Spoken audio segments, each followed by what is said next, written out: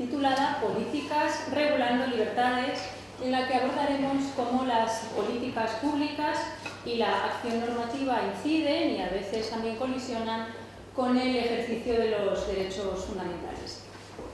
Antes de hacer una breve presentación del tema de los ponentes, quería dar las gracias a la organización del Congreso por invitarme a participar moderando esta mesa, que conste que yo quería presentar una comunicación, pero no me han dejado porque me han dicho que ya soy mayor, entonces como ya soy mayor, me han dicho que modere, pero que te presentar comunicación nada, pero yo quería venir como comunicante, pero no me han dejado.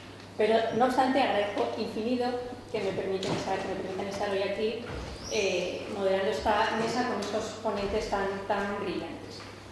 En una sociedad marcada por la transformación tecnológica, por la enorme polarización política, por la creciente judicialización de los conflictos sociales, yo creo que resulta especialmente necesario reflexionar calmada, sosegadamente, sobre los límites que debe respetar el poder público al regular ámbitos tan delicados como la libertad de expresión, el derecho a la intimidad o la participación política.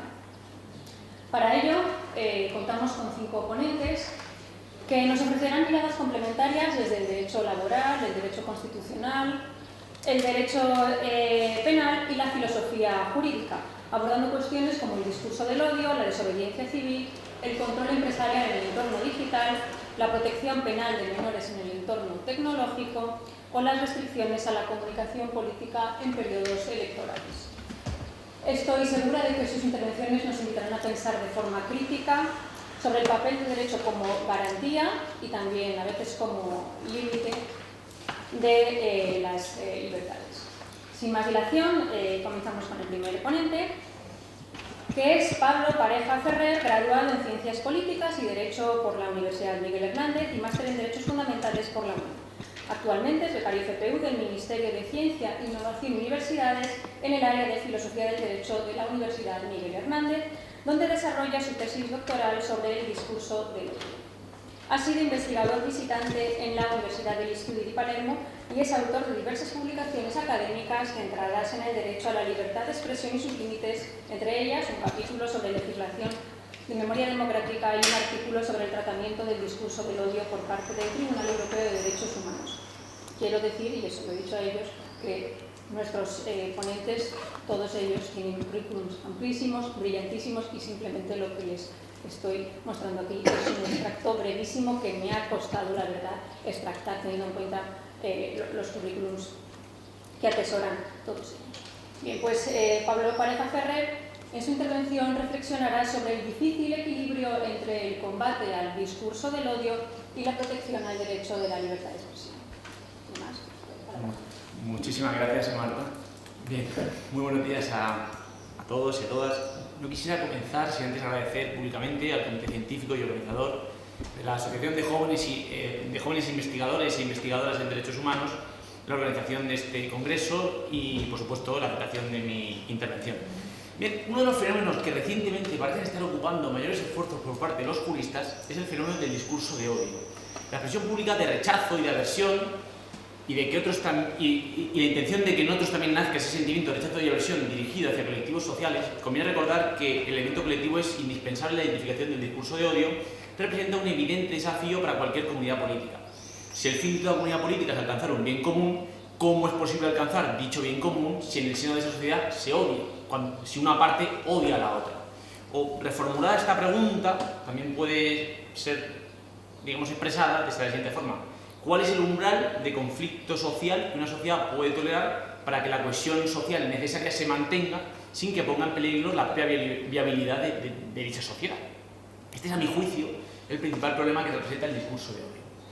Ante este riesgo, las sociedades occidentales han reaccionado mediante el derecho sancionador, fundamentalmente el derecho penal, pero parece que también están apostando por el derecho administrativo sancionador. España, paradójicamente, fue uno de los primeros países en aprobar tipos penales dirigidos a combatir determinadas manifestaciones públicas del discurso de odio. Encontramos en el Código Penal de 1995 dos artículos, el 510, que sancionaba la provocación al odio, a la discriminación y a la violencia, y el 607.2, que sancionaba la justificación y negación de los delitos de genocidio. Sin embargo, ambos delitos, digamos, ambos tipos penales fueron ampliamente discutidos. El primero, el 510, por su escasísima aplicación, está bastante bien expuesto en un artículo del profesor Landau Orozco del año 2012, donde señala como principal causa una deficiente técnica legislativa, porque se usó el mismo sustantivo, provocación, que se usaba en el artículo 18 del Código Penal, y quizá por ahí había ciertos problemas interpretativos, y el 607.2 fue declarado parcialmente inconstitucional en la famosa sentencia 235/2007 del 7 de noviembre. Bien, por consiguiente, la situación era ciertamente desconcertante, es decir, mientras las principales organizaciones internacionales en las que España forma parte, Consejo de Europa y fundamentalmente a través de la jurisprudencia del Tribunal Europeo de Derechos Humanos y Unión Europea a través del Consejo de la Unión Europea con la decisión en marco, estaban impulsando y instando a que los países aprobaran cada vez más tipos delictivos dirigidos a sancionar discursos de odio. España, el país pionero en ello, o uno de los países pioneros en ello, se había quedado sin instrumentos para ello. Este hecho, quizá, como reconoce el propio preámbulo de la Ley 1/2015 de reforma del Código Penal, impulsó la modificación del Código Penal y la reforma del nuevo artículo 510. Este nuevo artículo 510 se ha convertido en lo que yo he llamado un macroartículo sancionador del discurso de odio, porque de contener una conducta típica, contiene actualmente 8 conductas típicas, 3 básicas, 3 atenuadas y 2 cualificadas. Esta nueva redacción del 510 amplía evidentemente las conductas típicas, pero es que lo hace con una redacción poco taxativa y considerablemente amplia, lo que ha despertado importantes críticas en la doctrina, que entre otras, cito textualmente, han calificado este artículo como radical desbordamiento, adelanto de la barrera punitiva, manipulación de los delitos de odio o incluso de cambio de paradigma en el derecho penal en relación con los delitos de odio, de ser la última ratio a ser la prima ratio. Claro, el discurso de odio se canaliza a través de expresiones verbales, conductuales o simbólicas, y este es precisamente el objeto del derecho a la libre expresión. Y aquí radica el principal problema del combate jurídico al discurso de odio, en que hay que conectar, en cierta manera, hay que conectar el respeto al derecho a la libre expresión con el combate a determinadas expresiones que zahieren la base de la convivencia y generan un problema de conflicto social. Ante ello, y debido a que, como he dicho, la redacción del artículo 510 es tan amplia, un sector doctrinal y jurisprudencial ha tratado de encontrar, de hallar criterios que permitan domeñar la aplicación irrestricta en la que puede llevar el primer artículo 510, y el principal hallazgo ha sido la vulnerabilidad. Realizando una interpretación histórica de los delitos de odio que nacen fundamentalmente en los años 30 en Estados Unidos para proteger al colectivo afroamericano, han llegado a la conclusión de que solo son sujetos pasivos del artículo 510 aquellos colectivos que puedan ser identificados por los 17 motivos que incluye el 510, pero siempre que sean vulnerables. Ahora bien, esto plantea otro problema: ¿qué es ser vulnerable? ¿Qué es un colectivo vulnerable? La vulnerabilidad también es un elemento ciertamente abstracto. Entonces, si le añadimos a la falta de taxatividad de los tipos que la vulnerabilidad es un criterio abstracto y que los tribunales están, digamos, no hay una unanimidad en erigir a la vulnerabilidad como el criterio preferente para restringir la aplicación del 510, la situación a la que llegamos es ciertamente preocupante en relación con la protección que ofrece el derecho a la libre expresión. Si ustedes tienen tiempo y desean leer el artículo 510, van a ver que es fácilmente reconducible casi cualquier expresión que no constituya un lugar común o un tópico a una expresión incitadora al odio o incluso a la producción o elaboración de un material idóneo para incitar al odio. Yo creo que este repaso normativo refleja, a mi juicio, que el problema del discurso de odio no está tanto en los tipos penales y que nos obliga a mirar hacia los fundamentos del orden político moderno. El problema, creo, que ni que la regulación pueda perfeccionarse, que por supuesto puede, sino, y esta es la tesis que sostengo, el discurso de odio no es un fenómeno independiente. A mi juicio, el discurso de odio es un síntoma, una manifestación de una crisis social y nacional de mucho mayor calado. Y como todo fenómeno social y toda crisis social, el abordaje desde el derecho nos aboca a un camino hacia ninguna parte. Porque el derecho, por su propia naturaleza, no trata de solucionar la causa del odio, sino atajar la consecuencia una vez que ya se ha producido. De hecho, el ciudadano, mejor dicho, que es sancionado por el artículo 510, no experimenta generalmente, y yo creo que nunca, un proceso de reeducación interna, por el cual entiende que esa expresión es inmoral, es incorrecta, es injusta, sino que directamente puede a lo mejor no exteriorizarla por miedo a la sanción, pero su odio, el odio que le nace y que le llevaría a expresar odio, a expresar ese discurso de odio, no lo hace. Podríamos decir un símil. Yo creo que la sanción del discurso de odio está produciendo en España lo mismo que producen cuando enterramos la sociedad debajo de una alfombra. La sociedad no se ve, pero el problema sigue estando, hay que limpiarlo. Por ello sostengo que si se quiere comprender radicalmente el problema que plantea el discurso de odio hay que trascender de la regulación. Si el combate contra el discurso de odio mediante el abordaje del derecho sancionador es superficial, los análisis de dicha regulación tienen necesariamente que serlo. Ese es el problema que yo encuentro en muchos estudios de los juristas, que se quedan en la regulación jurídico-positiva, pero el discurso de odio es fundamentalmente un problema social. Por lo tanto, la pregunta que surge es ¿por qué la lucha contra el discurso de odio en las sociedades occidentales ha consistido fundamentalmente en una ampliación casi irrefrenable de los tipos penales? ¿Por qué un problema que se presenta en el marco de la convivencia se trata de solucionar solo mediante el derecho sancionador, aun a riesgo de vaciar completamente el derecho a la libre expresión?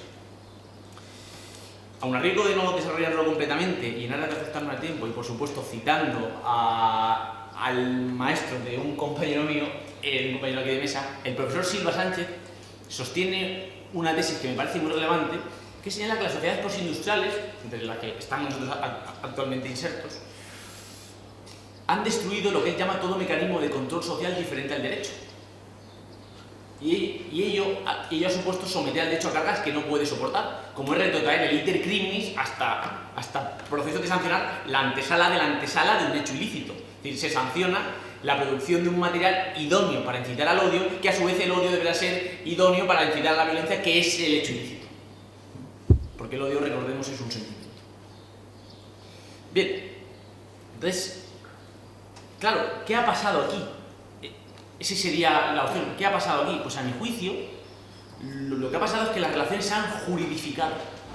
Que todo aquello que no esté prescrito en una norma válidamente aprobada se considera como indiferente socialmente. Tan bueno es hacerlo como omitirlo. Porque no hay un criterio moral común en la sociedad. Esta situación, que podría calificarse de anomia moral, es una de las características de las sociedades occidentales y también de la española. Y la causa, o una de las causas, no me atrevo a decir la única causa, pero una de las causas podría encontrarse en la filosofía política moderna, el sustrato filosófico sobre el que se han erigido los actuales sistemas constitucionales.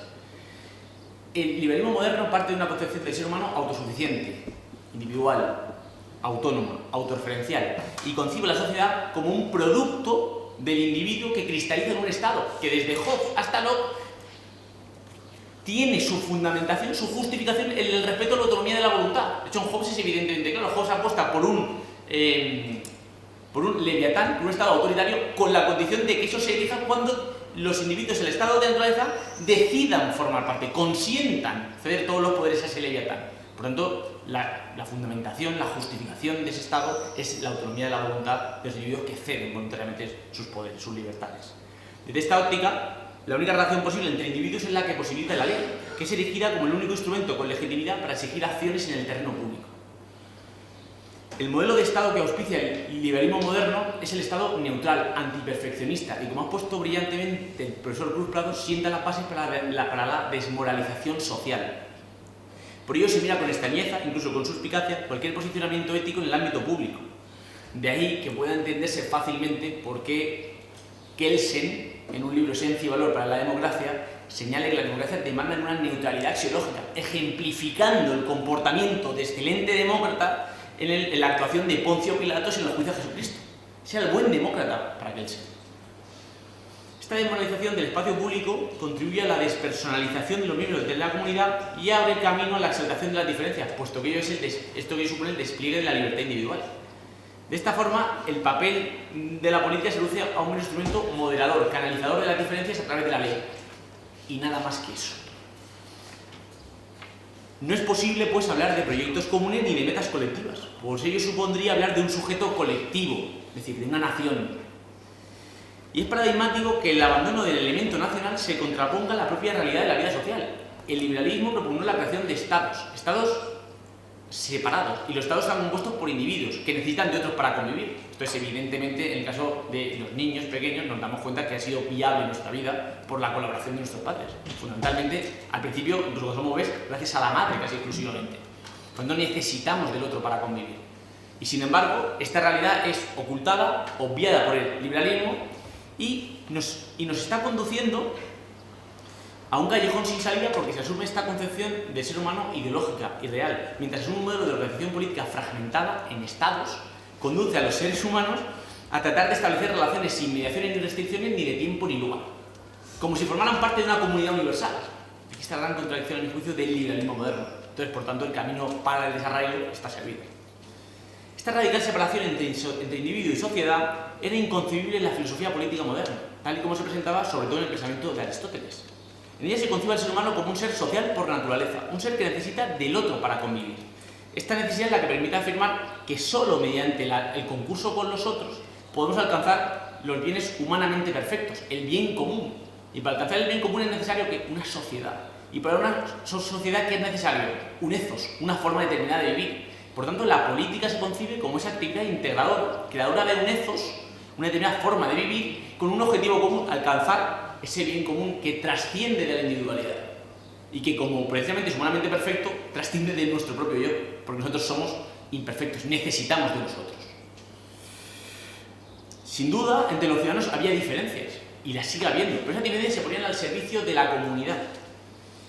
Y por ello se subrayaba el carácter de pertenencia e importancia de dicha unidad. Desde la aprobación de la Constitución, creo que la convivencia en España, por ejemplo, se ha articulado que el son inherentes, tal y como así bien establecido, o sea, así bien expresado, mejor dicho, en el artículo 11 de la Constitución española. Las funestas consecuencias originadas por el nacionalismo exacerbado, fundamentalmente las dos guerras mundiales, han impregnado de desconfianza y de miedo el concepto de nación. De allí que se juzgue como peligroso cuando se apela a la nación como realidad política y se pretende movilizar a los ciudadanos con el objetivo de alcanzar metas comunes.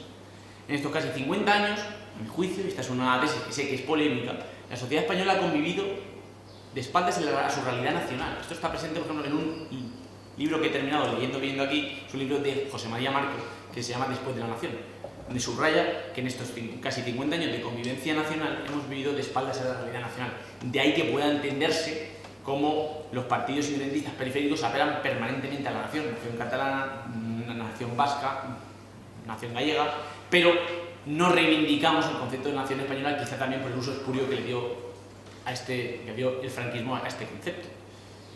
Esto quizá permita comprender por qué resulta tan difícil recuperar la concepción clásica de la política y trazar metas colectivas que susciten adhesión de sus ciudadanos y refuercen los vínculos entre ellos, los vínculos de unidad entre ellos. Conviene aclarar, para que no se me juzgue demasiado duramente, que recuperar un cierto sentido de comunidad política no implica retornar a proyectos nacionalistas excluyentes, ni renunciar a la pluralidad interna. Creo que significa más bien reconocer que la convivencia democrática exige una base compartida, unos vínculos reales y unos fines comunes que permitan a los ciudadanos reconocerse mutuamente como miembros de una misma comunidad política, de un mismo nosotros. Sin esa conciencia de pertenencia, el espacio público se fragmenta y la diferencia deja de ser riqueza para ser fuente de enfrentamiento. Pues el otro no es un compatriota, no forma parte de nosotros, no es un otro yo, es simplemente un extranjero, un potencial enemigo o como mucho un amigo por interés, la peor forma de amistad que establecía Aristóteles, precisamente. Nunca hay verdadera alteridad, sin vínculos comunes. Y ya para ir concluyendo, me gustaría indicar que el discurso de odio no puede comprenderse ni combatirse adecuadamente si se reduce a una cuestión de tipos penales. Es más bien un síntoma visible de una crisis mucho más honda, la fragmentación del cuerpo social y la pérdida de vínculos comunitarios que den sentido a la convivencia.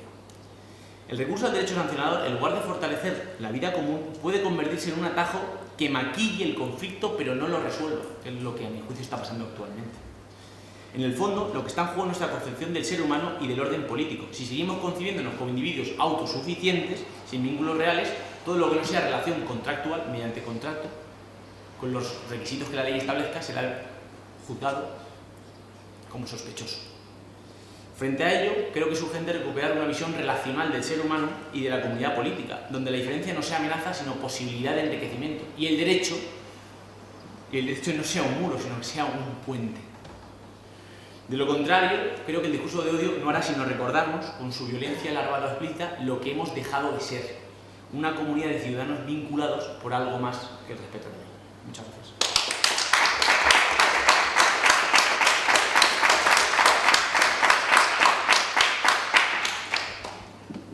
Muchísimas gracias, Pablo. La verdad es que enhorabuena. Me ha parecido una ponencia muy interesante en la que has puesto sobre la mesa muchísimos temas.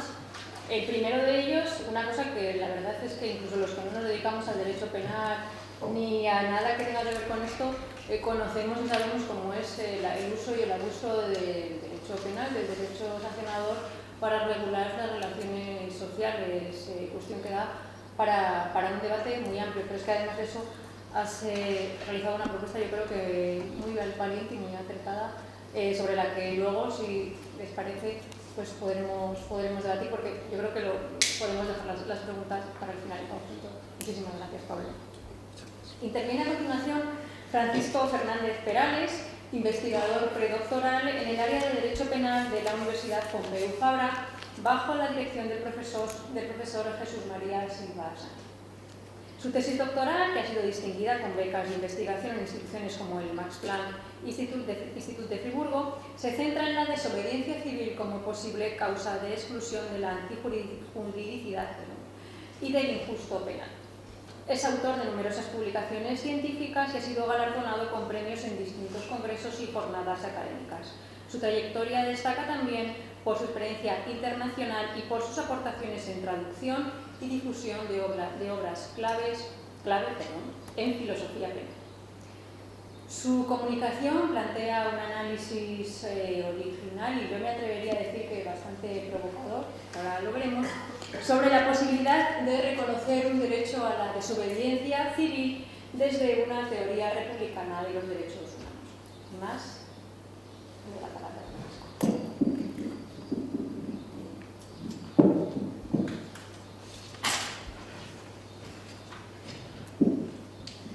Muy bien, pues muchísimas gracias, profesora González, por la amabilísima presentación. Además, por su amabilidad los días previos al Congreso también, ¿no? Debo agradecérselo. Por supuesto, comienzo agradeciendo también a la asociación el tremendo trabajo que ha hecho para organizar esto, ¿no? Son muchos ponentes, son muchas mesas, son varios días. Seguro que no es nada fácil organizarlo y, en fin, organizarlo de esta manera, por lo que debo además anticipar ya la felicitación, ¿no? Así que, bueno, pues mi modesta anticipada felicitación. Muy bien, pues mi ponencia toca efectivamente un punto nuclear de mi tesis doctoral, que en realidad trata más bien de una cuestión estrictamente de dogmática jurídico-penal, ¿no? De teoría del delito. Tiene que ver con las causas de justificación, con las causas de exclusión de la antijuridicidad, legítima defensa, esta necesidad, ejercicio legítimo de un derecho también, su naturaleza jurídica, son derechos subjetivos, son solamente permisos, debe exigirse un elemento subjetivo, qué hacemos con los excesos, etc., ¿no? Pero lo cierto es que lo hago a propósito de la desobediencia civil y podrían preguntarse ustedes, bueno, ¿y no es eso contradictorio? ¿No? Y de ahí el título de la ponencia. Es una contradicción en los términos hablar de licitud de la desobediencia civil. Lo cierto es que la discusión lo ha dejado muy claro, ¿no? Apenas ha habido duda al respecto. Desde la definición, podríamos decir, clásica de la desobediencia civil, que no es de Thoreau, que no es de Martin Luther King, que no es de Gandhi, sino que es de John Rawls, y es la definición que ha perdurado en la discusión, que todavía se utiliza y que en realidad ha sido puesta en cuestión solamente cuando han aparecido los teóricos de la democracia radical en ella. Bueno, pues conceptualmente la desobediencia civil no es solo no violenta, pública, política, motivada, etc., sino que además es ilícita. Es decir, conceptualmente la desobediencia civil es ilícita. De hecho, Kimberly Brownlee, que es yo creo que la autora que mejor ha trabajado la desobediencia civil en el plano filosófico-jurídico, en 2007, con una tesis doctoral sobre la desobediencia civil, dirigida nada más y nada menos que por Joseph Rath, traza un paralelismo entre esta afirmación de la licitud de la desobediencia civil y la paradoja del mentiroso, ¿no? Que se trabaja en el ámbito de la lógica en filosofía y que además tiene su formulación más clásica en algo así como afirmar la veracidad del enunciado miente, ¿no? Kimberly Brownlee viene a decir algo así como, en ambos casos, el propio objeto de análisis ya nos dice algo que niega lo que decimos de él, ¿no? Por lo tanto, parecería haber pocas dudas a este respecto, ¿no? Sin embargo, lo cierto es que todos los autores, o casi todos los autores que han trabajado de desobediencia civil en el ámbito del derecho penal, la filosofía del derecho, la filosofía política, etc., lo han hecho en tono apologético, han intentado destacar las virtudes de la desobediencia civil y además ofrecerle, en la medida de lo posible, un trato jurídico privilegiado. Con lo cual, en fin, pues podríamos preguntarnos si cabría, de hecho, si alguien se ha atrevido a proponer que cabe un derecho a la desobediencia civil. Ciertamente la mayoría de los autores no lo han hecho, ¿no? Lo que han hecho ha sido básicamente proponer que deba excluirse la punibilidad, que deba atenuarse la pena a imponer. Así, por ejemplo, Rawls, Jürgen Habermas, Dworkin, todos ellos proponían simplemente la exclusión de la punibilidad sobre la atenuación, ¿no? Pero, bueno, pues ha habido un intento muy significativo y muy importante en el ámbito de la filosofía del derecho que sí que ha versado sobre la posibilidad de ejercer un derecho a la desobediencia civil, ¿no?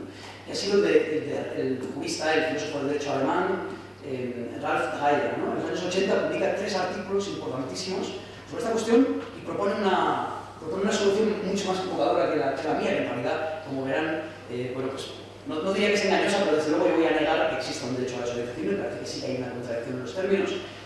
Lo que hace Dreyer para argumentar esta solución es decirnos que la ilicitud de la desobediencia civil es solo prima facie, ¿no? Si una acción puede ser entendida conceptualmente como una desobediencia civil, solamente significa prima facie. Eso significa que esta solución conceptual, digamos, sirve al fin de, incluso diría yo, de incluir la desobediencia civil, la acción de desobediencia civil, en el ámbito provisional de protección de un derecho a la participación política, concretamente derecho de reunión y manifestación, ¿no?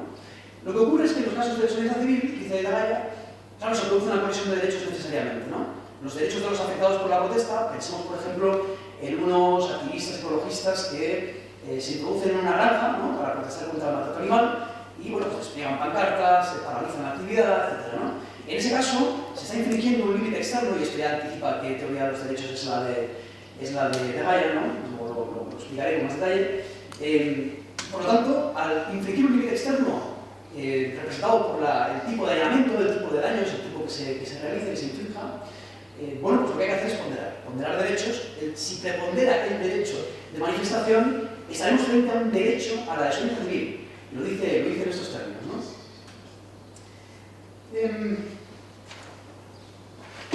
Bien, este planteamiento, a mi juicio, tiene 3 problemas principales, ¿no?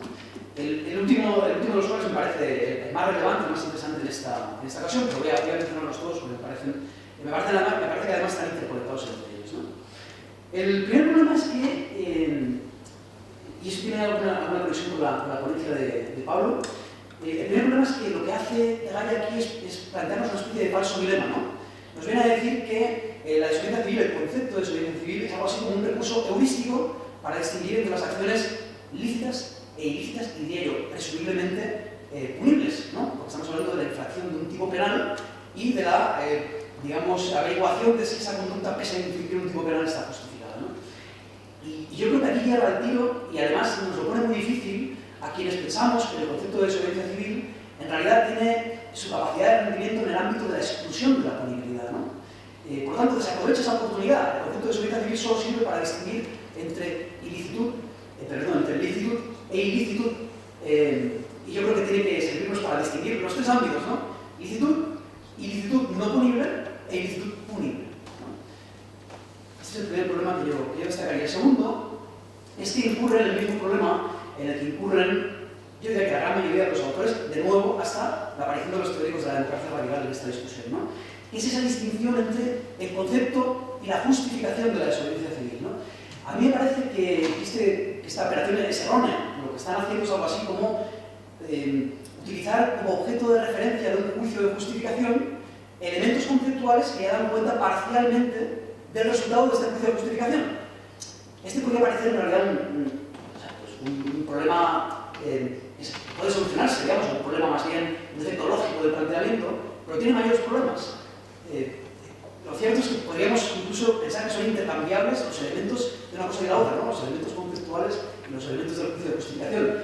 Y de no ser así, de tratarse de algo así como de un juicio de contextualización de la desobediencia civil en el juicio de justificación, yo lo que respondería sería que en realidad la contextualización ya sirve, ya es importante, es indispensable en realidad. En la conceptualización sí esta es valorativa, ¿no? De hecho, lo que se le ha criticado especialmente, digamos, a quienes distinguen entre concepto y justificación de la desobediencia civil, y de nuevo, Candice Delmas, que es una de las mayores representantes, las principales representantes de la democracia, digamos, de las propuestas de los teóricos de la democracia radical respecto a la desobediencia civil, es que, claro, están haciéndonos pasar un concepto, digamos, un concepto valorativo por un concepto aséptico, ¿no? Y por eso introducen la violencia en el concepto y parece que ya no podemos discutir si la violencia forma parte o no de la desobediencia civil, ¿no? Y el tercer problema, que me parece a mí el más complejo de tratar, y es el que me gustaría centrarme, es en realidad es la teoría de los derechos de la que parte Dreyer, ¿no? De hecho, Dreyer es el maestro de Robert Alexei, ¿no? y en esos trabajos que publica Araya en los 80, ya cita el escrito de habilitación de Alexis, todavía cuando no ha sido publicado, su famosa teoría de los derechos fundamentales, ¿no? Y en una nota al pie deja muy claro que se adhiere a las tesis de su discípulo al respecto, ¿no? Bueno, como saben, tampoco puedo explicarlo con mucha extensión porque por cuestiones de limitación de tiempo. Alexis entiende la norma de derecho fundamental como principios, ¿no? Como mandatos de optimización, con lo que acaba trazando un ámbito provisional de protección de los derechos fundamentales excesivamente amplio, diría yo, no lo calificaría en esos términos, por supuesto, con lo que, digamos, que se obliga a reconocer las colisiones de derechos, además múltiples colisiones de derechos, ¿no? Y por lo tanto propone, como proponía también Araya en coherencia, resolver estas colisiones con el método ponderativo, ¿no? Con el conocido test de proporcionalidad en sentido amplio, ¿no? A esta teoría de Alexis, de los derechos como principio, como mandatos de utilización, se le han presentado múltiples objeciones que no puedo resumir en su totalidad. Yo voy a destacar unas cuantas, desde puntos de vista muy distintos, además. Y como digo, yo destacaría, en primer lugar, el problema que tiene, digamos, se trata de nuevo de un defecto lógico, el problema que tiene afirmando el ejercicio de un derecho cuando no asigna una posición normativa al titular del derecho que se está ejerciendo, ¿no? Ciertamente podríamos decir que este problema puede superarse, y Ciarciaro de Navarra lo ha dejado muy claro, ¿no? Dice, bueno, si tenemos muy claro y recalcamos que esos derechos son solo derechos prima facie, no hay problema. Lo que ocurre es que de ahí se deriva un verdadero problema y que es mucho más difícil de superar, ¿no? Que es que vamos a tratar los derechos de forma retórica, vamos a hablar de ellos de forma retórica, ¿no? Esta es la crítica, conocida crítica de Michel Villet, que nos dice que en realidad estamos extendiendo en la población expectativas poco realistas, ¿no? Claro, de nuevo, yo diría, esta opción es salvable porque los neo-smithianos, ¿no? Setarmouth, Ansier, etc., precisamente lo que dirían es que, no, entre la población, digamos, cuando no estamos en un congreso, cuando estamos hablando de derecho entre juristas, o entre jueces, en fin, operadores jurídicos, precisamente la política consiste en eso, en la puesta en cuestión del statu quo y no en su mantenimiento, en su conservación. Por lo cual, hablar de los derechos digamos, en tono retórico es fantástico, así debe ser, ¿no? Y por último, se plantea una cuestión que yo creo que es mucho más difícil de salvar, ¿no? Que es la conocida, la verdad es que ha sido expuesta por muchísimos profesores, también españoles, pero es muy conocida la cuestión tal y como está planteada por Habermas, ¿no? Y Habermas dice, no, es que la ponderación en realidad acaba siendo un criterio irreflexivo, un criterio arbitrario, ¿no? De nuevo, yo creo que se puede salvar en alguna medida, no completamente, pero se puede salvar en alguna medida, porque Alexis, en el epílogo a la teoría de los derechos fundamentales y luego en otros trabajos donde desarrolla la fórmula del peso, en fin, pues concreta muchísimo más el criterio, ¿no? Además, a colación de estas críticas, claro. Con lo que podría salvarse en alguna medida, ¿no? Podría decirse, bueno, controlar racionalmente es. Ahora bien, ¿cuál es el problema? Yo creo, más allá de las premisas de las que parte, que luego también se han criticado brevemente en esta ponencia, pero yo creo que uno de los problemas principales, que además en realidad me lleva a criticar las premisas, de hecho, ¿no? Es que traiciona sus propios fines. Es decir, Alexis pretende que los derechos sean, como digo, mandatos de optimización, y lo que acaba haciendo es paradójicamente limitándolos en exceso, ¿no? Esto se ve de la siguiente manera. En realidad se ve con varios ejemplos, no voy a poder proponer uno por limitación de tiempo, pero se ve con varios ejemplos, pero digamos, la premisa para entender esos ejemplos es que Alexis lo que hace es argumentar desde los derechos y no hacia los derechos, ¿no? Da los derechos por sentados y argumenta desde ahí. Esto se ve con mucha claridad en un ejemplo que trabaja Martínez Zorrilla, otro experto en estas cuestiones, que nos dice algo así como: el derecho al insulto no puede estar incluido en el derecho a la libre expresión. ¿Por qué? Porque hay formas mucho más, pero hay formas idóneas, igualmente idóneas, y que, digamos, no lesionan en la misma medida el derecho al honor del afectado, ¿no? Claro, ¿cuál es el problema? Que utilizando este criterio, este requisito de la estricta necesidad, cuando no sea estrictamente necesario, y igualmente la acción sea idónea para satisfacer el ejercicio de ese derecho, bueno, pues hagamos aquello que es menos lesivo, ¿no? El problema de esta argumentación es que se puede reproducir sucesivamente.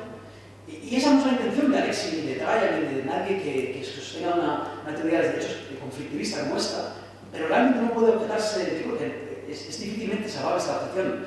Nos lleva a restringir los derechos en exceso, ¿no? Esto se ha visto con muchísima claridad en la discusión jurídico-penal sobre la desobediencia civil. Actualmente no se discute apenas, no encontrarán, encontrarán pocos trabajos en el ámbito del derecho penal donde se hable de la posibilidad de justificar la desobediencia civil por ejercicio de un derecho.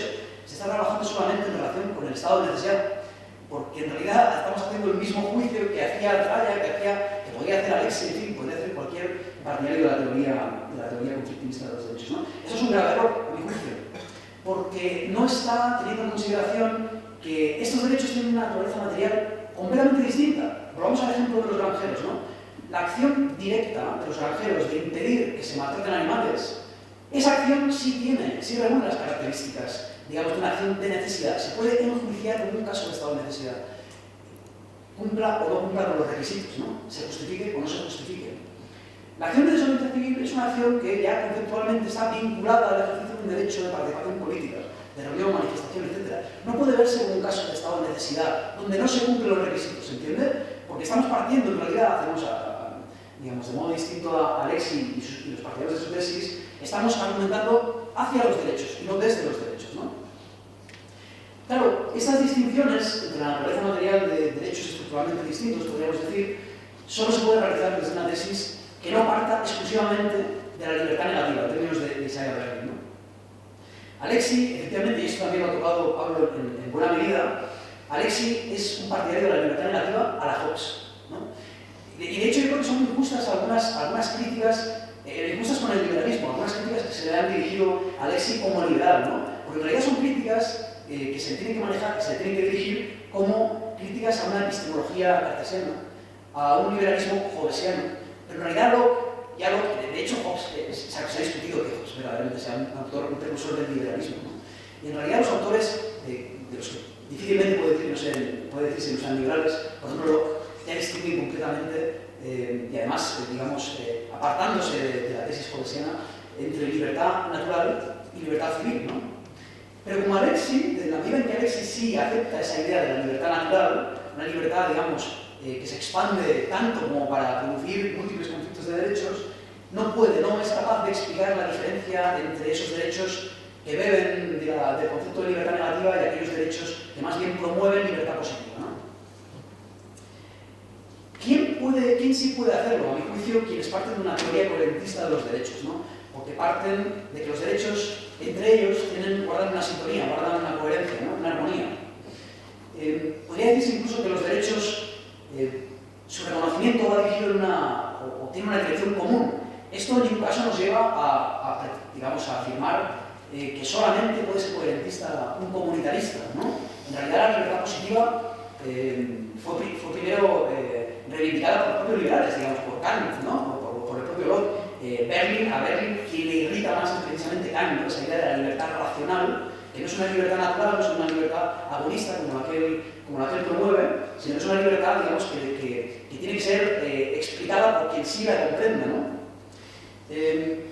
Por supuesto, también el republicanismo, y yo además voy a defender una solución republicanista, ¿no? a esta cuestión. El republicanismo, especialmente creo yo el republicanismo rusoniano, ¿no? Que nos arroja esa idea del ser humano como alguien que solo puede realizar sus potencialidades en sociedad, ¿no? Pero cuyas potencialidades ya parten de sí mismo, ¿no? Parten de su propia naturaleza.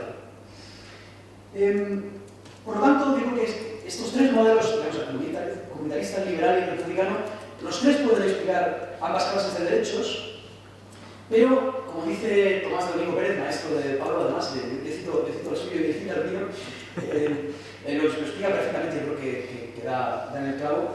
Nos viene a decir que, en realidad, no lo dice explícitamente, pero traduciendo, podríamos decir que, en realidad, solo el modelo republicano se corresponde perfectamente con nuestra Constitución, ¿no?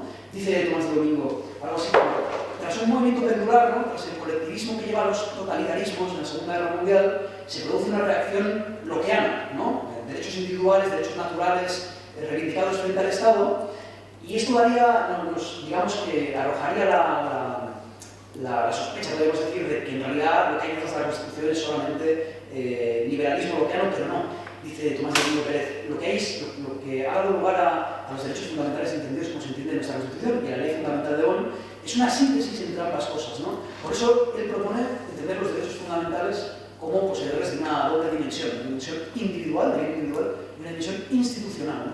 que se corresponde en buena medida con esa distinción berliniana con ciertos matices, ¿no? ¿Quién creo yo que, digamos, que representa perfectamente esta solución un poco particular, ciertamente, liberal-republicana, podríamos decir, ¿no? Bueno, muchos republicanistas, pero especialmente alguien, curiosamente, que no se ha manifestado como republicanista, digamos, inequívocamente, Martha Nussbaum, ¿no? Martha Nussbaum justo lo que hace es partir de las capacidades humanas como bien hacia los derechos, ¿no? Y no desde los derechos. De hecho, se plantea aquí una especie de giro copernicano respecto del planteamiento de Alexis, ¿no? Alexis vendría a decir que nos realizamos, ¿cómo decirlo? La autonomía precede la realización del ser humano, y lo que dice Martha Nussbaum es justo lo contrario, ¿no? Nos viene a decir que la libertad como no dominación y el florecimiento humano preceden a la autonomía, una autonomía entendida en un sentido mucho más rico, ¿no? Con este tipo de, ya voy acabando, seguramente me estoy pasando del tiempo, con este tipo de planteamiento sí puede plantearse, o sí pueden explicarse los derechos que tratan de promover, con los que se trata de promover la libertad positiva, ¿no? Y lo vemos con el ejemplo de la desobediencia civil, y planteo mi solución. Una solución liberal no hobbesiana, como decíamos, una solución liberal a si existe, si puede haber un derecho a la desobediencia civil, o cómo, en qué casos puede excluirse la punibilidad de la desobediencia civil, nos vendría a decir algo así como: la desobediencia civil nos vale, o podemos excluir su punibilidad, cuando se proteste frente a la vulneración de derechos fundamentales. Es un planteamiento, de nuevo, muy lockeano, ¿no? Y de hecho reproducen en alguna medida los argumentos en favor del derecho de resistencia antaño, por supuesto no con su alcance, ¿no? Pero esa sería la idea de hecho es el planteamiento de Rawls, ¿no? Cuando se infrinja de forma patente el primer principio de justicia planteado en el 71 en su teoría de la justicia, ahí la desobediencia civil podemos plantearnos si merece pena o no merece pena, ¿no? Claro, el planteamiento republicano, ya sé que acabo, parte de una teoría de la democracia, por sus premisas, mucho más exigente, ¿no? Mucho más rica. De hecho, su concepto de libertad es el concepto de libertad como no dominación. Y digamos que exigiría que los ciudadanos contemos siempre, de forma permanente, con una expectativa razonable de influencia política, ¿no? Todos podríamos decir cuando, y así se ha planteado por algunos autores republicanos en filosofía del derecho, cuando se infrinja por el Estado esa expectativa razonable de influencia política, y esto ocurre, y en eso le doy la razón a Atalaya, esto ocurre cuando se vulnera un derecho fundamental. En otros casos sería mucho más difícil plantearlo, pero en este caso es evidente. Ahí sí que habrá un derecho a realizar acciones de protesta extrainstitucionales. Es decir, muchos de los casos creo que un liberal de nuevo, a la Locke, entendería como acciones de desobediencia civil donde se excluye la punibilidad, aquí entenderíamos que en realidad se está ejerciendo un derecho, el derecho de reunión y manifestación. Por lo cual no estoy afirmando que tenga un derecho a la desobediencia civil, pero sí que muchos de esos casos, que desde otras premisas se entienden como desobediencia civil, son en realidad ejercicio de un derecho, ¿no? Y además tiene una ventaja anterior el planteamiento republicano, y es que, a diferencia de lo que ocurre en el planteamiento liberal, donde se entiende que la desobediencia civil cabe frente a un defecto que en realidad es contingente de la democracia liberal, allí donde se infringen, donde se vulneran los derechos fundamentales liberales, cabe la desobediencia civil, el republicano diría: mientras no tengamos una democracia deliberativa, existe un déficit, en realidad no contingente, sino congénito, ¿no? En esa expectativa de influir políticamente, en esa expectativa de participar políticamente, porque no hay recursos, vías institucionales suficientes, con lo cual podríamos argumentar en realidad que todas aquellas acciones que no puedan ser entendidas como ejercicio de un derecho, cuando se realicen protestas extrainstitucionales, pueden no merecer pena, ¿no? Y excluiríamos la punibilidad de esas acciones, que sí, en ese caso, podrían ser entendidas conceptualmente como desobediencia civil. Nada más, muchas gracias.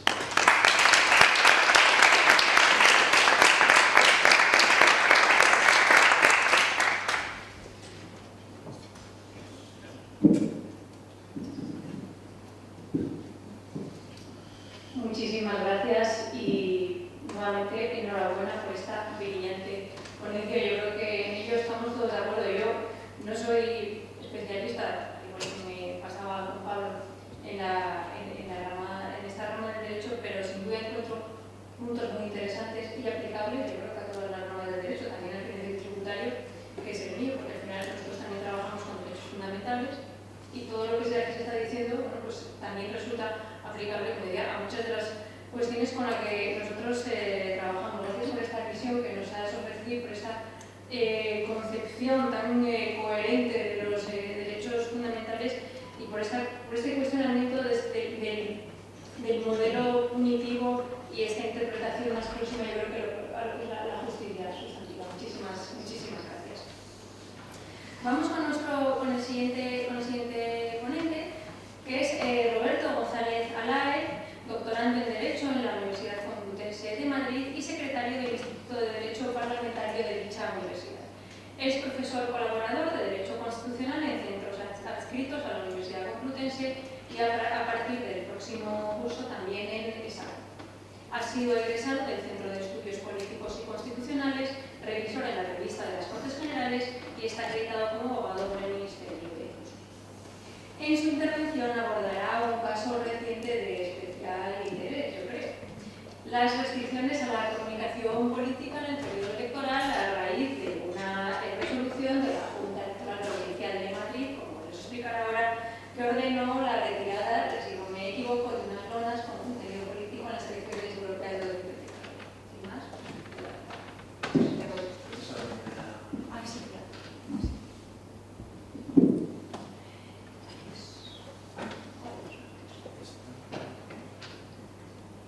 Los exámenes.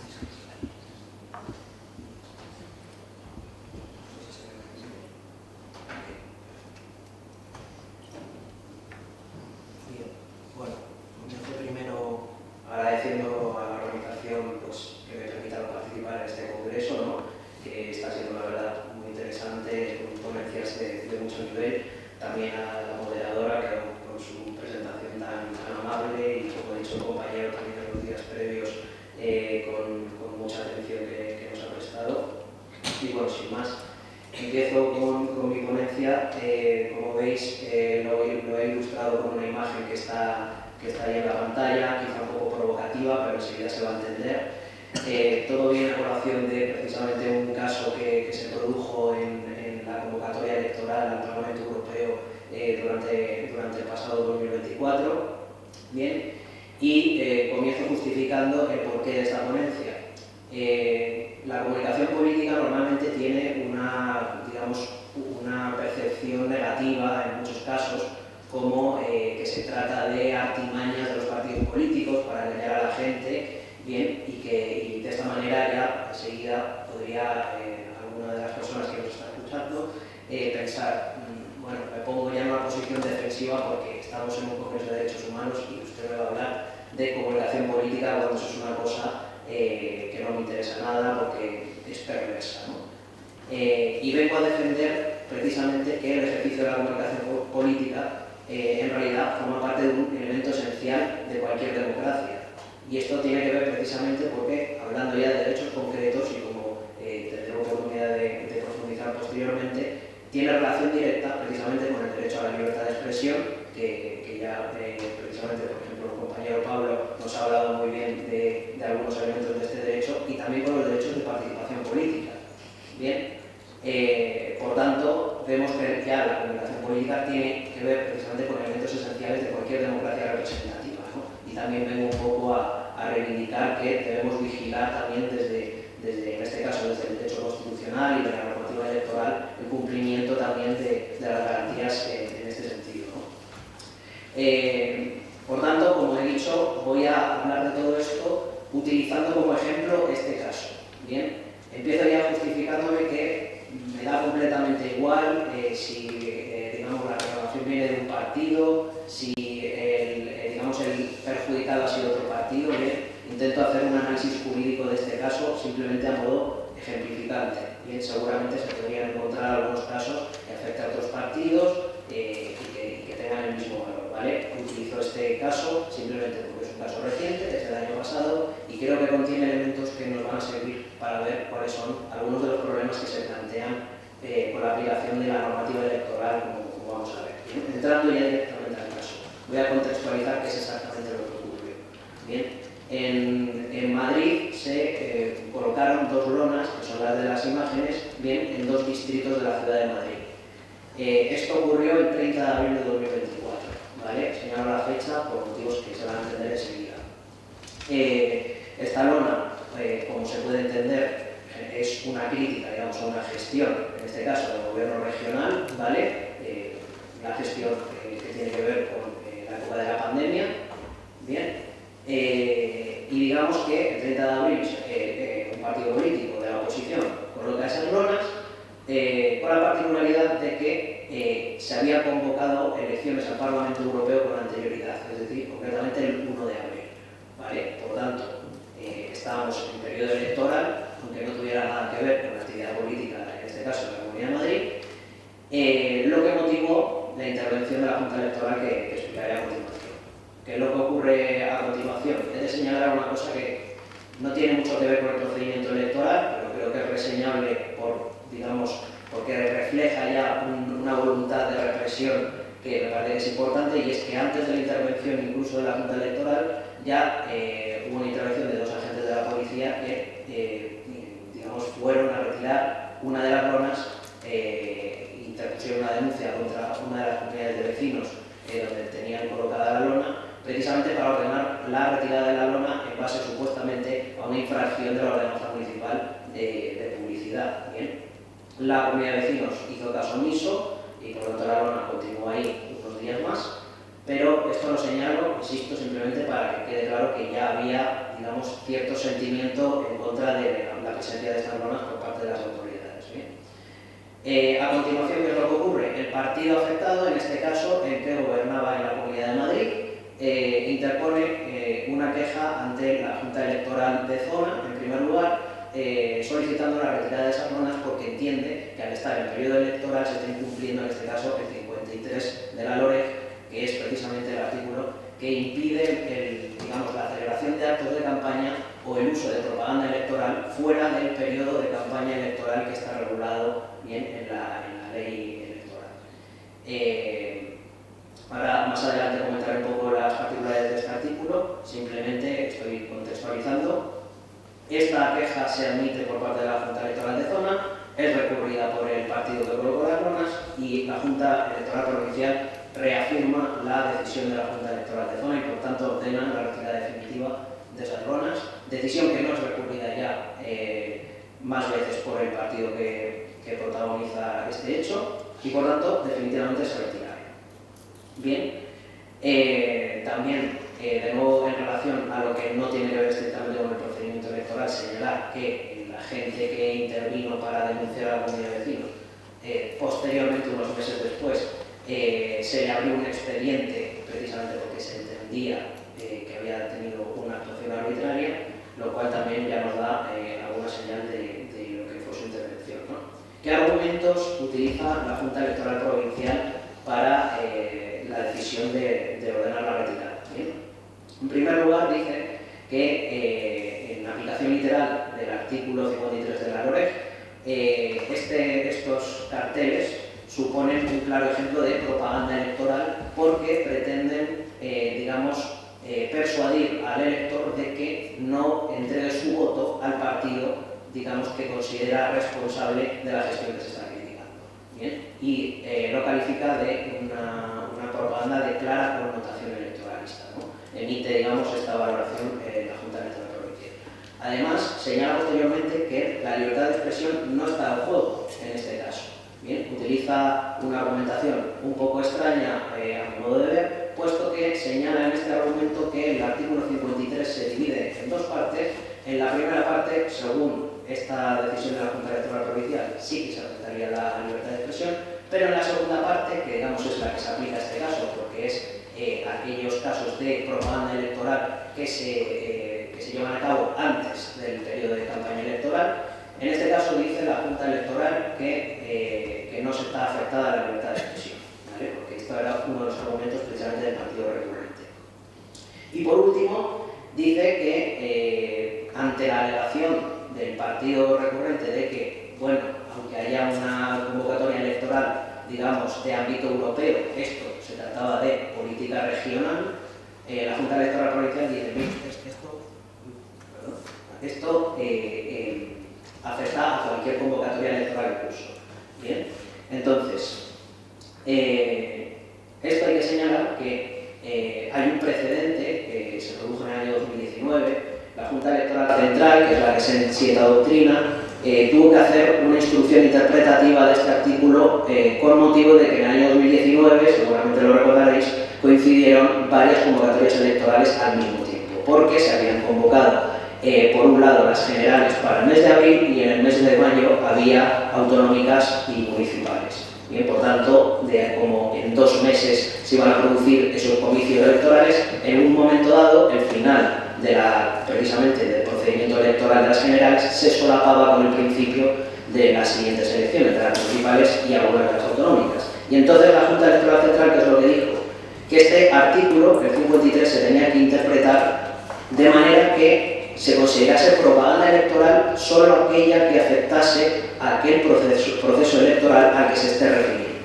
¿Y esto por qué se hizo? Porque en ese caso se podía producir la paradoja de que durante la campaña electoral de las generales no se hubiera podido hacer propaganda electoral si no se permitía precisamente hacer alusión a candidatos o a partidos que participaban en ese proceso. ¿Bien? Por tanto, se interpretó de esta manera y esto se sentó doctrina mediante instrucción de la Junta Electoral Central en adelante. Doctrina que en este caso la Junta Electoral Provincial no consideró pertinente aplicar, ¿no? En cuanto a los derechos afectados, ya he venido adelantando que se trata principalmente de la libertad de expresión. Entendía libertad de expresión como aquella vertiente que se refiere a la difusión de ideas políticas en este caso. ¿Bien? Y también los derechos de participación política.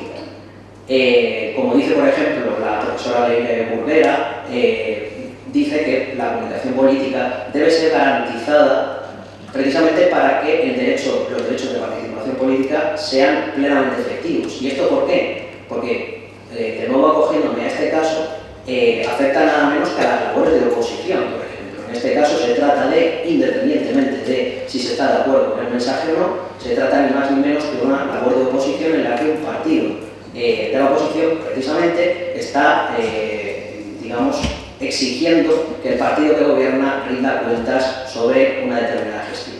Bien. Por tanto, forma parte de un funcionamiento normal en democracia, bien, independientemente, insisto, de lo que se opine sobre cada una de las posiciones. A este respecto, también he de recordar cosas que conocemos todos los que estamos aquí, pero creo que es importante decirlo, que como estamos hablando de derechos fundamentales, de nuevo debemos, como ya se ha señalado en alguna ocasión anterior, hacer una interpretación lo más favorable posible al ejercicio de este derecho. ¿Bien? Y esto será importante para el análisis más preciso que voy a hacer a continuación. Y esto es porque precisamente el artículo 53 de la Ley Electoral General lo que establece es precisamente una restricción a un derecho fundamental motivada en un fin legítimo. Bien, no hay afección al contenido esencial, pero sí que la manera de hacer ese tipo de restricciones se tiene que hacer según un juicio de proporcionalidad, como todos los que estamos aquí sabemos. Bien. Entonces, a este respecto, una vez planteados los elementos básicos de este caso, se nos plantean, tal como los he clasificado, 2 tipos de problemas. Problemas que tienen que ver con el tipo objetivo de la infracción, ¿vale? Y problemas que tienen que ver con el tipo subjetivo. ¿Qué problemas encontramos en el tipo objetivo? En primer lugar, ¿cuál es la finalidad de la norma? Es decir, ¿qué pretende el artículo 53 de la LOREG a la hora de restringir precisamente el ejercicio de comunicación política? Pues bien, la finalidad de esta norma es básicamente intentar restringir los gastos durante el periodo electoral. ¿Y esto por qué? Primero, por una cuestión de eficiencia de gasto público. Como sabemos, la mayoría de los fondos que se utilizan en periodo electoral son fondos públicos, acaban siendo sufragados con fondos públicos. Y en segundo lugar, porque la restricción del gasto electoral también supone una igualdad de oportunidades para los participantes en esa contienda. Es decir, iguala de alguna manera a aquellos partidos más poderosos que tendrían, digamos, más medios, tanto económicos como de todo tipo, para hacer una propaganda masiva. Bien, los iguala con aquellos partidos que no tienen tantos medios y por tanto de alguna manera se acercan los niveles, y eso iguala en teoría la competición electoral, ¿vale? Este es el objetivo de este artículo, no es una restricción caprichosa. Bien, ¿qué es lo que ocurre? Que claro, en este caso podemos estar ante una situación de que no se está persiguiendo persiguiendo este fin que persigue la norma, sino que se están persiguiendo otro tipo de cosas. Bien.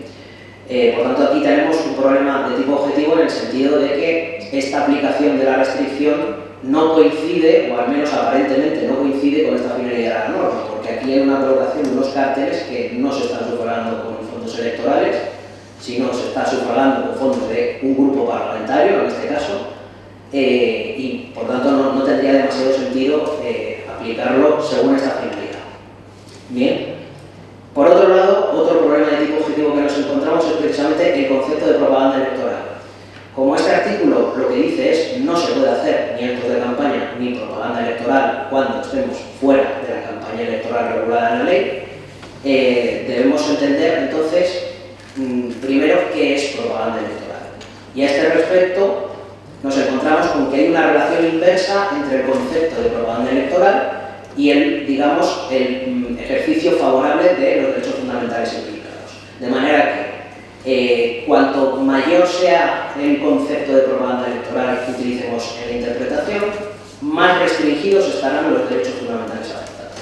Y por tanto, si lo que pretendemos es precisamente mantener una interpretación que sea favorable al ejercicio de estos derechos implicados, deberíamos restringir al máximo el concepto de propaganda electoral y no considerar propaganda electoral a cualquier tipo de comunicación política, sino a aquella comunicación política que haga referencia específica al proceso electoral en cuestión.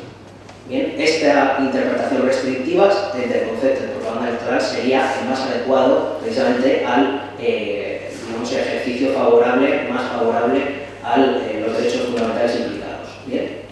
Y luego tenemos otro problema con el tipo objetivo que tiene que ver con el funcionamiento del sistema multinivel de gobernanza.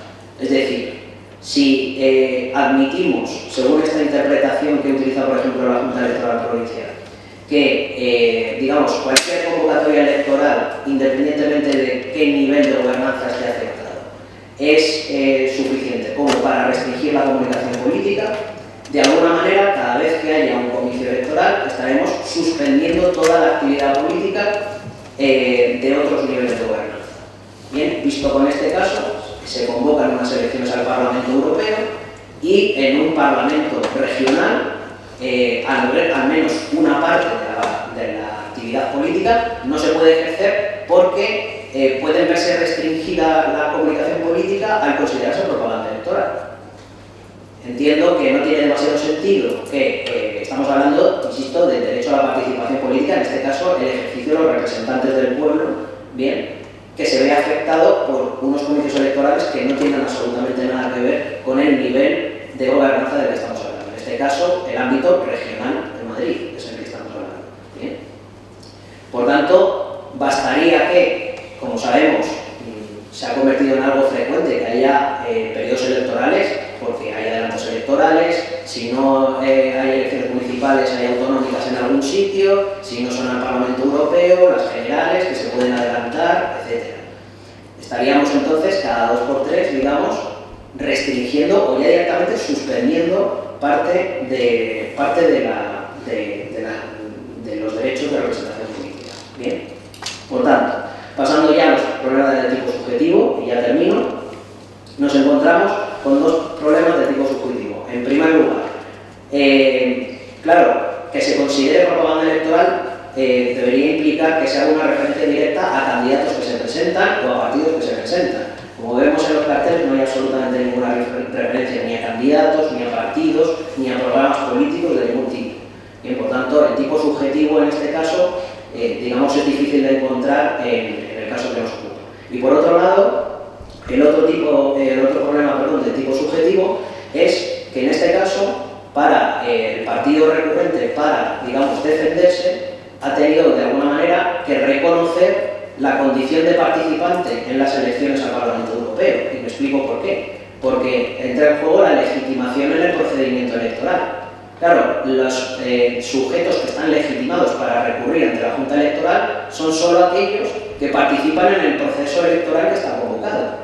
Por tanto, en este caso, un partido regional se ve obligado a acudir a, digamos, la representación de la coalición electoral en la que participaba para presentarse a las elecciones al Parlamento Europeo, para que defienda sus posiciones con respecto a su manera de ejercer la representación a nivel regional, ¿no?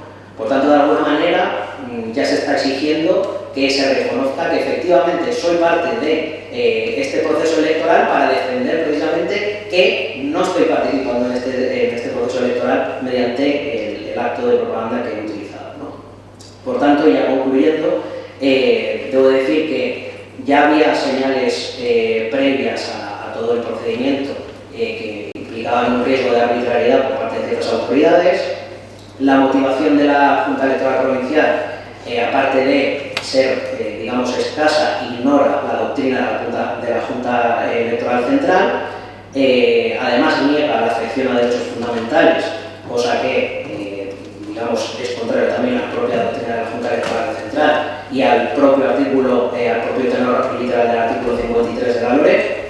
Bien, se ignora también la finalidad de la norma, que es reducir los gastos electorales e igualar las posiciones, y se hace una interpretación expansiva de la propaganda electoral al tiempo que se dificultan las labores de oposición en un nivel diferente al que se desarrollan las elecciones en cuestión, ¿no? Y por tanto también podemos concluir que en el juicio de proporcionalidad ni siquiera esta restricción pasaría a la primera fase, que es la de la idoneidad. Bien, y hasta aquí, muchas gracias.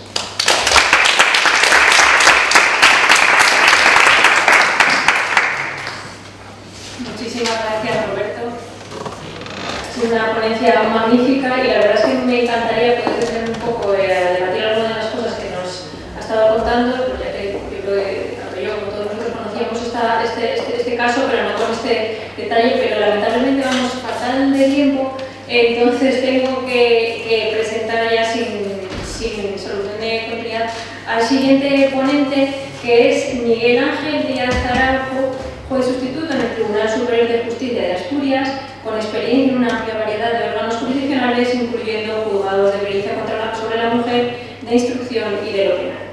Es licenciado en Derecho por la Universidad de Oviedo y también por la Universidad de Pisa.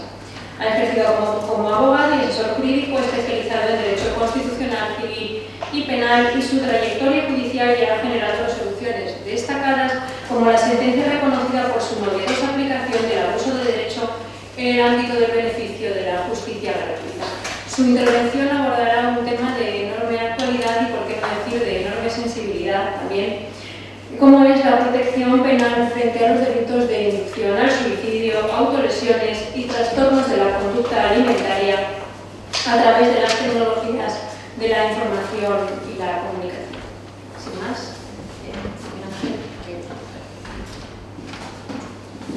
Hola, bueno, lo primero, gracias Marta por la presentación.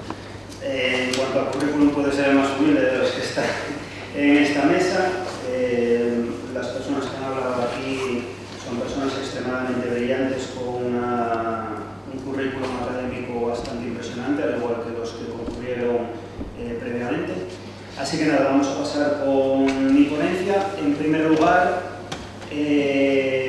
tenemos que tener en cuenta que la transformación digital es algo que no solo es pionero, sino que es especialmente trascendente y relevante para los adolescentes, especialmente para los menores y personas con discapacidad necesitadas de especial protección, entendiendo el antiguo concepto de personas con discapacidad.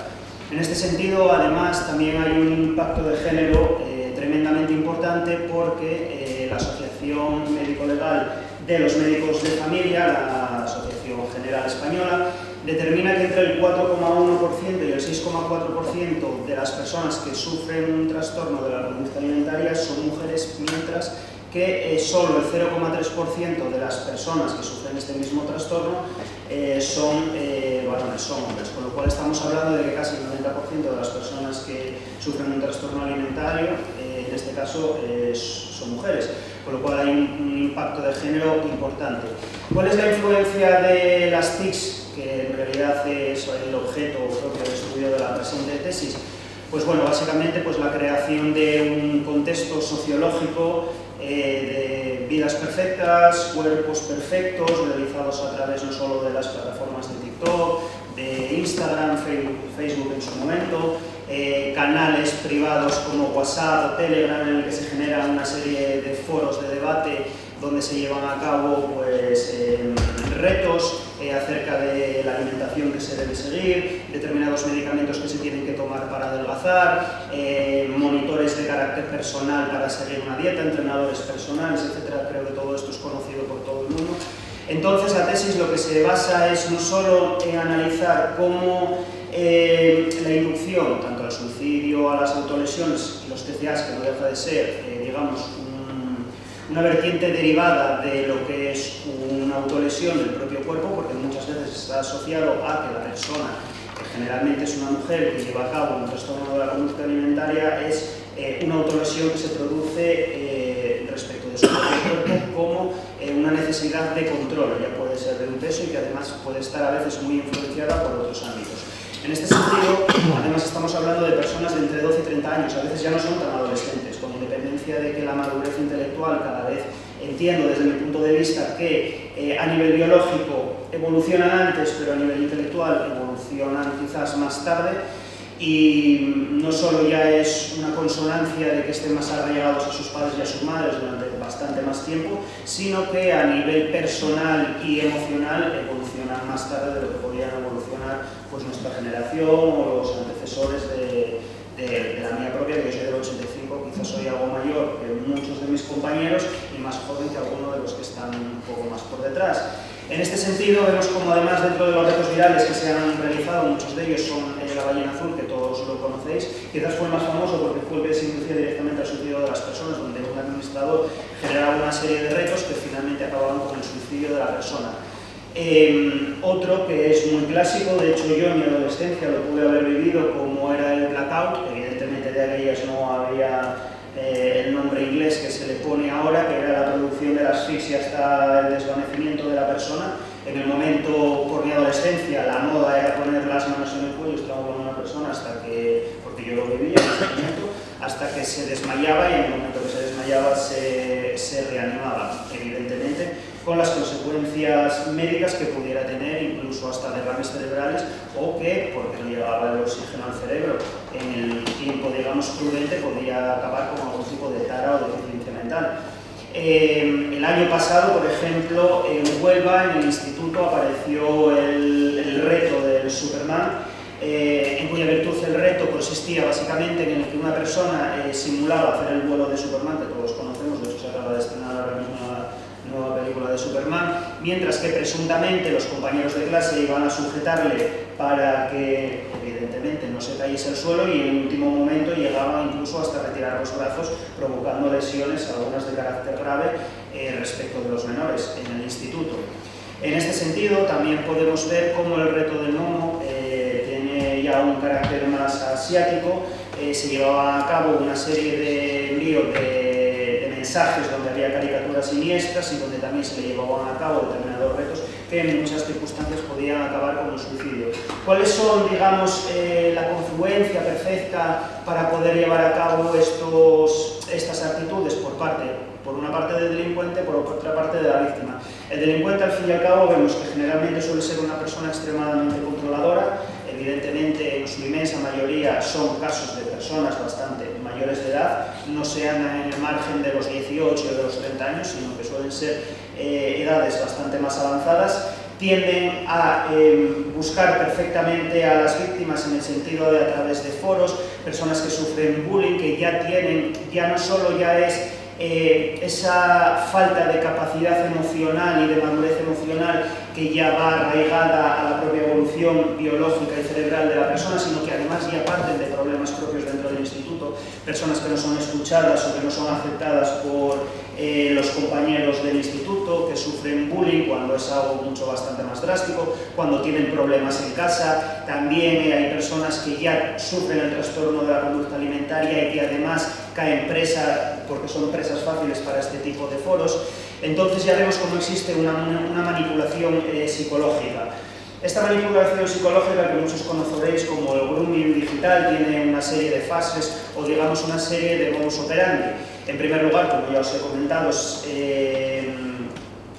el aislamiento de la víctima, donde ya no solo a veces está aislada ya de facto antes incluso de antes incluso de caer presa de esta situación, sino que también se busca el aislamiento una vez que se inicia la conversación con la víctima. Estas conversaciones pueden ser tanto por WhatsApp como por foros de Telegram, que además tienen una privacidad que todos conocemos, porque algunos habréis escuchado de problemas a nivel empresarial. Mi compañero, por lo que veo, tiene algo de empresarial, en el que el director es ruso y tiene unas políticas de privacidad extremas a nivel mundial, con lo cual poder entrar dentro del foro para poder detectar si efectivamente hay determinados problemas con los menores, o si hay muchos usuarios que son menores o están tendiendo a ser incitados a las autolesiones o directamente al suicidio, es muy complicado poder verlo. Yo como juez a nivel judicial, emitir una orden para mí es sencillo, pero que luego tenga una practicidad jurídica es bastante complicado. ¿Vale? Otro de las situaciones es la valoración del riesgo. La valoración del riesgo es la que lleva a la persona que de manera dolosa lleva a cabo estas actitudes. Ellos valoran el riesgo en el sentido de ver si ya es el momento idóneo para poder mantener una conversación de naturaleza sexual con la víctima, para que pueda facilitarle fotos o vídeos de naturaleza sexual, para ver si ya es vulnerable para poder comenzar los retos y que no se chive o que se lo cuente a sus padres. Entonces buscan ese aislamiento, luego posteriormente hacen esa evaluación del riesgo para que en el momento en el que crean que ya son la presa perfecta para poder llevar a cabo y desarrollar dichas situaciones, puedan llevarlo a cabo. Nuevamente también existe un refuerzo negativo y una validación, conforme al cual estas personas que además sufren bullying tienen un problema de validación. Los adolescentes per se ya tienen un problema de validación. Los adolescentes siempre tienden a reunirse en grupos para tratar de sentirse apreciados, sentirse validados con carácter general por todos los grupos, el popular, todo el mundo quiere ser aceptado, todo el mundo quiere ser escuchado, que también radica en la naturaleza inherente de las personas. Todo el mundo queremos ser validados a nivel profesional, personal, parental o incluso conyugal a las personas que tienen relaciones. Entonces, los menores, cuando a nivel emocional no están maduros y además ya tienen otros problemas arraigados, son mucho más permeables a sufrir este tipo de validación, digamos, falseada. En cuanto a la posibilidad de que se lleve a cabo una inspiración, una glorificación, existe bastante romantización con determinados temas de autolesiones. No sé si algunos conoceréis aquella época en la que se romantizaba, entre comillas, el no tatuarse sino cortarse y ponerse la inicial de la persona que te gustaba en un brazo, como para tratar de evitar no recordarla. Al final eso es una forma de autolesión, que en su momento no existían redes sociales y era como el teléfono escacharrado, que un compañero se lo contaba, no, mira, este compañero se tatuó y al final volvió, y se creaba, se romantizaba dicha situación como que éramos el perfecto es o la perfecta es, que no iba a olvidar a la persona amada. Y luego, lógicamente, esta persona, que estamos hablando otra vez desde la perspectiva del delincuente, tiene un control de la narrativa perfecta. Suelen ser personas que son controladoras porque a nivel intelectual tienen una inteligencia bastante por encima de la media. Una persona que tiene un CI limitado no tiene un control de la narrativa ni un control de los tiempos, con lo cual estamos hablando de personas que a nivel intelectual son personas bastante potentes y que son bastante peligrosas. En cuanto a los objetos intervinientes, pues como lo que le he comentado, por una parte tenemos el dolo directo, el delincuente, el sujeto activo es la persona del delincuente. El dolo directo es el claro ejemplo de aquella persona que tiende a buscar una víctima o dañar una cosa, piensa en el resultado y lo ejecuta. El dolo indirecto es el clásico ejemplo que todos habremos estudiado en derecho penal, de aquel terrorista que pone una bomba en un coche tratando de matar a una víctima a sabiendas de que está el chofer y mata a las dos personas. En este caso, el chofer sería el que concurriría en el dolo indirecto. El dolo eventual es algo más complicado, es aquel en el que un autor no busca directamente la comisión, la lesión o la muerte de una persona, pero asume que es posible que si pone una bomba en una parada de un autobús vaya a provocar diferentes muertes que hay incluso en la acera de enfrente. Y luego está la culpa consciente. ¿Por qué traigo el dolo eventual y la culpa consciente? Porque parte de mi tesis quiere tratar de que uno de los medios principales de regulación y de modificación del Código Penal es porque de momento El propio Código Penal determina en su tenor literal que solo serán delitos de inducción al suicidio y a las autolesiones aquellos que inducen directamente a la producción de ese resultado, con lo cual ya se mete un dolo directo. Pero sí que es cierto, y parte de la tesis lo desarrolla, es que a veces no es necesario solo la intención directa de querer cometer el resultado. Por ejemplo, en los TCAs, el mero hecho de que yo esté vertiendo una serie de ideas, puedo asumir como de manera bastante probable, casi segura, de que voy a producir trastornos de la conducta alimentaria en personas que se van a empezar a obsesionar con cuerpos perfectos y con cuerpos que son irreales. De hecho, en Francia, en el año 2017, se llevó a cabo una política en la cual se modificó no solo el Código Penal, el Código Civil y parte de la legislación procesal, conforme al cual se determinó que a nivel de modelaje las modelos tenían que tener un índice de masa corporal específico y concreto conforme a la fisionomía de la propia modelo, es decir, tenía que tener un porcentaje perfecto, entre comillas, de siempre y cuando estuviera sano, para tratar de ejemplificar o exteriorizar la idealización de mujeres extremadamente delgadas. Asimismo, todas las fotografías desde entonces que se publicaban en las revistas de modas, todas aquellas que tuvieran que tener que estuvieran retocadas por Photoshop, tendrían que estar previsto a pie de página que esa foto estaba por Photoshop y que no era una imagen real de la mujer o del hombre que estaba trabajando en el modelaje. Asimismo, vemos como mismamente el año pasado en Australia, en el año 2024, se llevó a cabo una legislación en la que se prohíbe el acceso a menores de 16 años a cualquier tipo de red social. Una de las ideas que yo quiero proponer es que además está en tránsito o está en estado de pendencia en nuestro Parlamento, porque en principio lleva ya desde principios de 2024 en tramitación parlamentaria, estamos a 2025 y nada se sabe de ella. Entonces, una de las propuestas es efectivamente prohibir a los menores de 16 años o incluso de 17 años el acceso a dichas redes sociales. Otra sería llevar a cabo la generación de una aplicación conforme a la cual pueda actuar de manera en colmena. Esto es algo que tengo que hablar con compañeros que trabajan lógicamente en ingeniería industrial y en ingeniería informática, para poder instalarse dentro de los móviles que se entreguen a los menores y que actúen en forma de colmena, es decir, que dicha aplicación en cada móvil sea como una mente independiente, pero que depende de una mente general que está en la nube. Y dicha información que se vierte desde el móvil inicial de uno de los menores pueda ser extrapolado y enviado directamente desde la nube a los móviles para poder impedir que determinados menores que ya a través de los algoritmos estén viendo, porque bueno, todos conocemos que por ejemplo en TikTok, si tú ves un determinado contenido, luego te empieza a saltar constantemente ese contenido.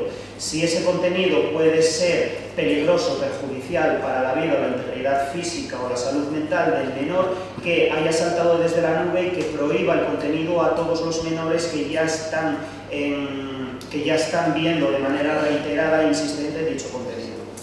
¿Vale? Y esa es la final porque ya estoy llegando al minuto 15. ¿Vale? Gracias.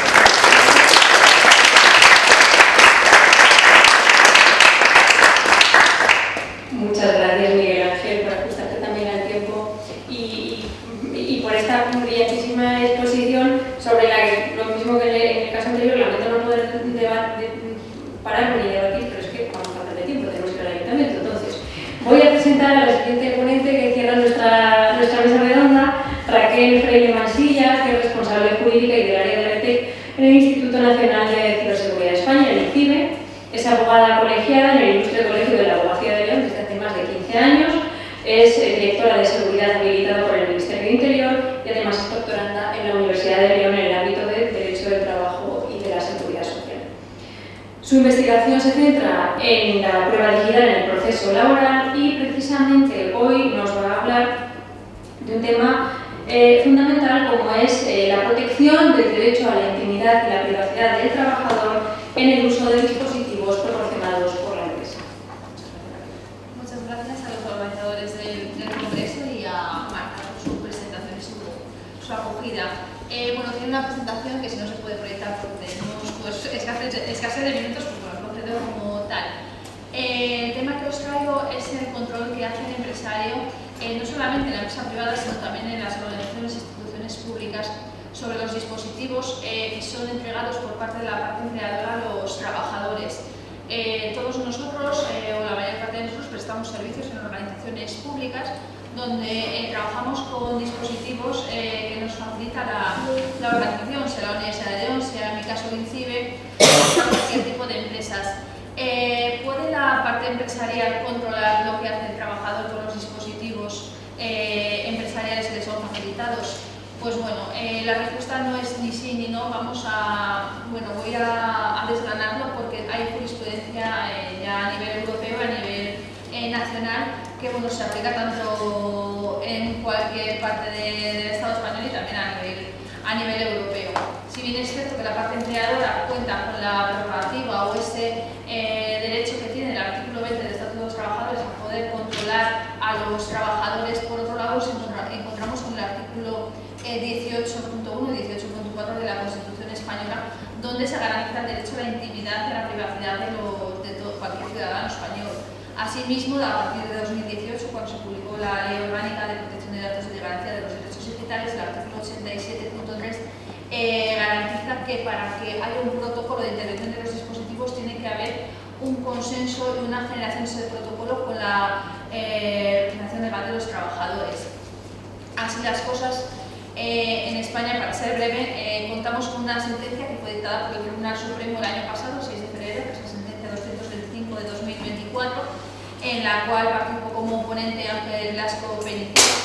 Y esta sentencia dimanó de una demanda presentada por el sindicato CGT, que presentó frente a las acciones hipotecarias SAU, y fue un conflicto colectivo. ¿Por qué? Porque la empresa ya tenía un protocolo de intervención de los dispositivos que había creado antes de la publicación y de la entrada en vigor de la Ley Orgánica de Protección de Datos. ¿Qué ocurrió? Que luego, de forma unilateral, la empresa modificó este protocolo y comenzó a intervenir los dispositivos de sus trabajadores. Parece algo muy extraño, pero ocurre en muchas organizaciones que estás trabajando y te pueden monitorizar.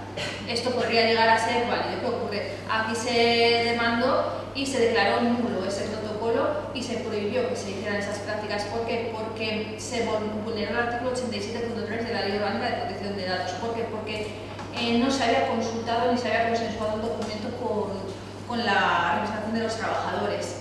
Así las cosas, aunque por un lado la empresa cuenta con ese artículo 20 que le permite llevar a cabo medidas de control sobre el empleado, cuando es el tema de la monitorización de esos dispositivos electrónicos, sobre todo, que a día de hoy han sido dotados al trabajador en cuanto a, sobre todo, en el tema del teletrabajo, debe estar consensuado. Y al trabajador no solamente vale con informarle, sino que el trabajador tiene que tener ese protocolo, tiene que leerlo y tiene que entenderlo. Normalmente se elabora con la RLT ese protocolo, ese documento, se entrega a todos los trabajadores, se les da un plazo prudencial, por ejemplo, de un mes, para que firmen un recibí y un consentimiento expreso de que conocen el contenido y que son conocedores, no solamente vale con informar. Así las cosas, esta sentencia demandó también, primero se presentó el conflicto colectivo, la demanda en la Audiencia Nacional, en 2022 la Audiencia Nacional falló en el mismo sentido, de que se declaraba nula esa política empresarial. Igualmente, a nivel europeo, quería traeros el caso y para ceñirme a los tiempos, tenemos la sentencia que es la Barculescu contra Rumanía. Esta sentencia dimana de una demanda presentada en el 2007, pero la sentencia se dictó 10 años después por la Gran Sala, el 5 de septiembre de 2017. Tened en cuenta las fechas. Europa ya reguló esto en 2017 y la sentencia nuestra del Tribunal Supremo es de 2024, 7 años después. Sabéis, bueno, sobre todo los compañeros que van derecho internacional, que España va muy por atrás en norma y en normativa europea con respecto del derecho nacional, vamos muy por detrás. ¿Qué ocurrió? En este caso, Barculescu demandó a Rumanía porque esta persona sí que tenía un protocolo. En este caso, demanda al trabajador, no un sindicato. Tenían un protocolo de que no podían entrar en Internet con los dispositivos electrónicos de la empresa.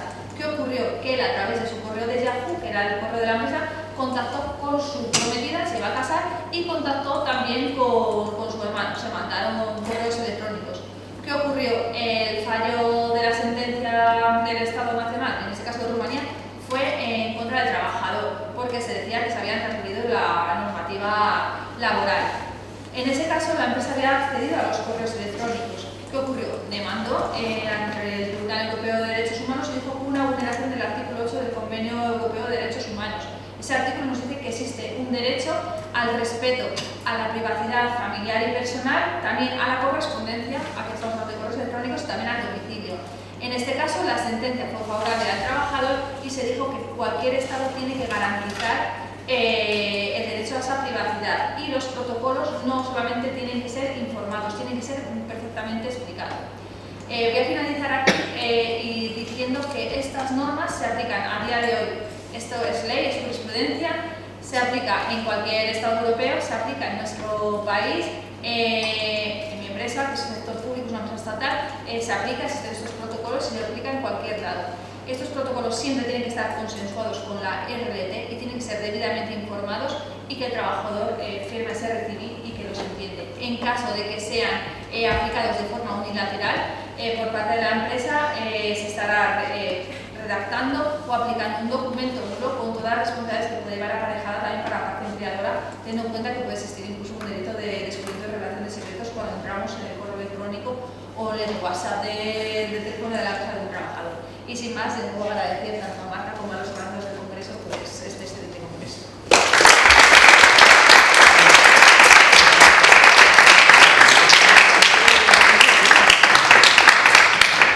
Muchísimas gracias, Raquel, por la brevedad, por la rapidez, a pesar de que has estado brillante.